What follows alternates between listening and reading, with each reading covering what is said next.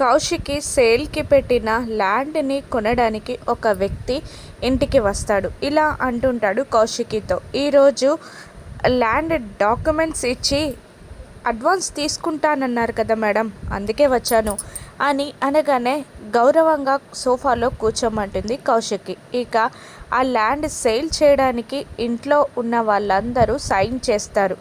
యువరాజ్, నిషిక, వైజయంతి, సుధాకర్ అందరూ సైన్ చేస్తారు. అప్పుడు జగదాత్రి కేదార్ని, కేదార్ నువ్వు కూడా వెళ్ళి సైన్ చేయి అని అనడంతో యువరాజ్ కోపంగా, జగదాత్రి సంతకం పెట్టాల్సింది ఇంట్లో ఉన్న వాళ్ళందరూ కాదు, ఫ్యామిలీ మెంబర్స్ మాత్రమే అని ధీటుగా చెప్తాడు.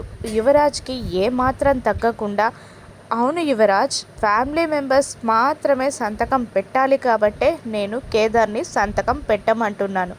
మేము చెప్పిన విషయం రేపు కాకపోతే మరొక రోజైనా ప్రూవ్ అయితే ఇప్పుడు ఆ డాక్యుమెంట్స్కి వాల్యూ ఉండదు, ఆ డాక్యుమెంట్స్ చెల్లవు. అప్పుడు ఆయనకి మీరేం సమాధానం చెప్తారు అని జగదాత్రి నిలదీస్తుంది. ఇక ఆ వచ్చిన వ్యక్తి, ల్యాండ్ కొనడానికి వచ్చిన వ్యక్తి కౌశికితో ఇలా అంటుంటాడు, కౌశికి గారు మీరు చెప్పండి, వాళ్ళకి ఈ ఇంటికి ఏ సంబంధం లేదని మీరు చెప్తే నేను మిమ్మల్ని నమ్ముతాను, కాబట్టి సంతకం అవసరం లేదు, మీరు చెప్పండి, మీరు చెప్తే నేను నమ్ముతాను అని ఆ ల్యాండ్ని కొనే వ్యక్తి కౌశికిని అడుగుతూ ఉంటాడు. అప్పుడు యువరాజ్, ఆయన అడుగుతున్నాడు కదక్క, చెప్పు, కేదార్కి ఈ ఇంటికి ఏ సంబంధం లేదని చెప్పు అని యువరాజ్ కౌశికిని ఫోర్స్ చేస్తుండగా కౌశికి మాత్రం అలాగే గంభీరంగా చూస్తూ ఉంటుంది. కౌశికి ఏ నిర్ణయం తీసుకుంటుంది? కేదార్ని సంతకం పెట్టమని అంటుందా?